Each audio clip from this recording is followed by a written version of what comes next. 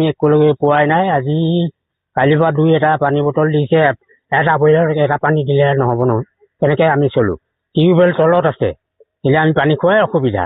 একো নাইয়ে আৰু, সমস্তখিনি গৈছে ভঁৰালৰ ধান আপোনাৰ ডুবি তলত পৰি গৈছে, মাটিটো কোমল হৈ গৈছে, ইতিমধ্যে তললৈ বাগৰি পৰিছে।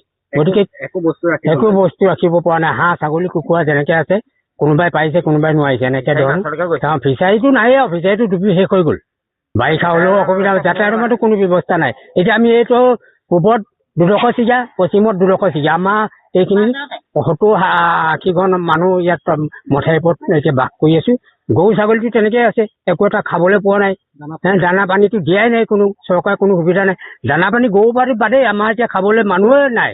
আমাৰ যিখিনি ল'ৰা ছোৱালী এতিয়া আছে পৰিয়ালবৰ্গ, 3-4টা ল'ৰা ছোৱালী, আমি কালি পেকেট লাঞ্চ যোজনা এটা দিছে, কোনে খাব সেই বস্তুটো? আমাৰ সকলোখিনি মাথাউৰিৰ ওপৰতে আছো এতিয়া বৰ্তমান। ঘৰতে চব লৈ গ'ল, পানী উতৰাই পেলাই এতিয়া মন চাই কাঁহী বাতিয়ে জোৰ উঠাই আনিব নোৱাৰিলো। লৈ গ'ল কাপোৰ কানি চাপোৰ উঠাব নোৱাৰিলো, মই কাঁহী বাতিয়ে জোৰ উঠাই আনিব নোৱাৰিলো। ৰাস্তাতে থাকিব লাগে, মাথাউৰিতে থাকিবলগীয়া আছে। কিবা পাইছেনে চৰকাৰৰ ফালৰ পৰা? চৰকাৰৰ ফালৰ পৰা পাইছো আৰু কি দিব। কালি কি দিলে? কালি পানী বটল এটা খাই জীয়াই থাকিবলগীয়া।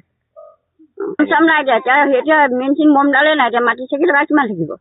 400 গ্ৰাম এটা খাবলগীয়া হৈছে, চাকি লগাবলগীয়া হৈছে। তেওঁলোকে এতিয়া মমকেইডাল দিব লাগিছিলে। আমাক চৰকাৰৰ ফালৰ পৰা এতিয়া ধৰক পাল এতিয়া দিছে বুলি কোৱাহে শুনিছো, পঞ্চায়তলৈ আহিছে, কিন্তু আমাক এখনো পাল আজি আমাৰ ইমানেই দিগদাৰ হৈছে নহয়। টিঙে চলা কাৰোবাৰ টিঙে চলাও নাই, তাতে মাটি থবলগীয়া হৈছে, এয়া কৈ গৈছে। কিন্তু এতিয়া আমি চৰকাৰক এটাই অনুৰোধ জনাইছো, মানে আমাক অতি সোনকালে আমাৰ পাল আৰু এই মানে খোৱা ব্যৱস্থাটো, যাতায়াতৰ ব্যৱস্থাটো সম্পূৰ্ণ অকণমান কৰি দিয়ে। আৰু শিক্ষাৰ্থীৰ কাৰণেতো বহুত কষ্ট হৈছে, কিতাপ পত্ৰ উটুৱাই নিছে, তেওঁলোককো অকণ ব্যৱস্থাটো সোনকালে কৰক। আৰু ৰাতি হ'লে লেমৰ পোহৰ এটাও নাই, আপোনাৰ মৌ মেডালো নাই, ইমানে কষ্ট হৈছে। ইয়াত খোৱা পানীৰ কাৰণে ধৰি লওক, এই মানে ইয়াৰ পানী ভোগদৈ পানীকে আকৌ আপোনাৰ চাউলে পাতে যি এটা হয়, মানে গৰম পানী হওক বা চাহ পানী হওক, তাৰ পৰাই কৰি খাইছে। আমাক খালি সোনকালে ব্যৱস্থাটো কৰি দিয়ক, বহুত কষ্ট হৈছে। আমাৰ শুবলৈ জেগা জগৰি নাইকিয়া হৈছে। ঘৰত 3 দুচলা আছিলে, সেই দুচলাকে আমি খুলি আনি নিজৰ গা চাদৰ দি পেলাই আনি শুবলগীয়া হৈছে।